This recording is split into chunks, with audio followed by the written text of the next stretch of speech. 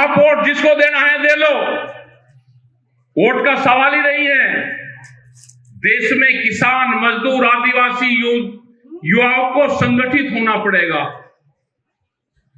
जिस तरह से पुलिस प्रशासन काम कर रहा है, जिस तरह से फोर्स के लोग काम कर रहे हैं, और यहां पे हम कल से हैं, यहां पे एक ही चीज आई कि सिख समाज के लोग जो तराई क्षेत्र में हैं, उनको अलग अलग नाम से संबोधित किया जाता है। जिस टाइम पे सिख के परिवारों ने यहां पे जंगल तोड़े, उनकी 3-3 पीढ़ियां यहां पे खपी,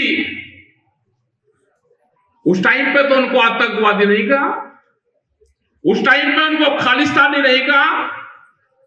क्या ये अधिकारियों को शोभा देता है कि अगर उसने पगड़ी बांधी तो उसको आतंकवादी और खालिस्तानी के नाम से संबोधित करोगे? ये कान खोल कर सुनना यहाँ के अधिकारी। हम कभी पुलिस प्रशासन के खिलाफ नहीं बोल रहे तो उसका मतलब ये नहीं कि हम कमजोर हैं। यहाँ के अधिकारी कान खोल कर सुनना, अपना दिमाग ठीक करना, दिमाग नहीं तो पहला धरना 72 घंटे का होगा यहाँ के एसएसपी के खिलाफ। क्या अधिकारी बुला के सिख समाज के लोगों को बुला के उनको ये आइडेंटिटी करते हैं कि आंदोलन में कौन कौन गए? अगर उनके बच्चे झंडा लगा लिए तो उनसे ये कहोगे कि ये पढ़ाई का काम करे, ये आंदोलन में क्यों जाते हैं? अगर देश में आरएसएस को छूट है, उसकी संस्थाओं में लोग जा सकते हैं, तो इस संगठन में भी लोग आएंगे। अगर उसको रोकने का काम करेगा तो धरना झेलने की ताकत रखना। ये सिख समाज तराई क्षेत्र का था, यही रहेगा। जिसका जन्म यहां हुआ है वो यहां का ही है।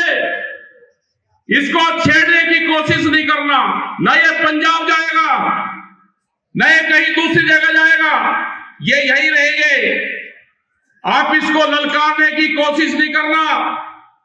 हमने पगड़ी बांधी है तो हम भी सिख हैं, आप हमको पहले कहना।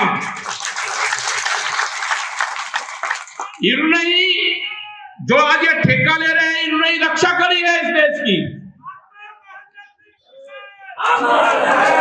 अगर यहाँ के प्रशासन ने कुछ कहा तो 72 घंटे का धरना पहला होगा, पहला। तराई के क्षेत्र को डरने की जरूरत नहीं है यहाँ के लोगों को। जिस तरह से व्यापारी यहाँ पर जमीन छीन रहा है, उनसे मुकाबला करने की जरूरत है। जो लोग अपनी जमीन 20 साल बचा लेंगे वही आदमी जिंदा रहेगा। नहीं तो इस देश की पॉलिसी है कि इस देश के किसानों को जमीन से हटा के उनको लेबर बना जाए। यहाँ की बाहर की कंपनियां यहाँ पर आएगी, उसके लिए सस्ती लेबर चाहिए। इसलिए इस देश के किसान को खेती से हटाने का प्लान है। उसको फसलों के दाम नहीं लगते, लेकिन उसकी जमीन रात को बिक जाती है। ये अगर बजट में देते तो जमीन कैसे छीनते हैं? किसान को गरीब करना चाहते हैं। हमको बात समझ में आ गई। किसान को कर्जा और व्यापारी का कर्जा माफ, कर्जा बढ़ाने की बात करी तो है बजट में, फसलों के दाम बढ़ाने की बात नहीं करी। यहाँ की शुगर फैक्ट्रियां और खेड़ा के दूसरी फैक्ट्रियां भुगतान नहीं दे रही। ये सरकार की जिम्मेदारी बढ़ती है कि जो गन्ना एक्ट है उसमें 14 दिन में भुगतान का प्रावधान है। गन्ने का रेट बढ़ाना था वो नहीं बढ़ा, फसलों को लूटने का काम कर रहे हैं।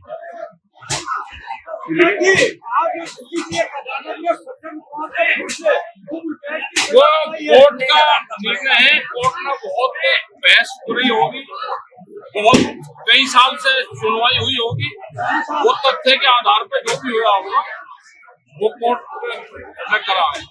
अमर उजाला जीवांजलि के सारथी की मदद लें और महाकुंभ में स्नान जरूर करें।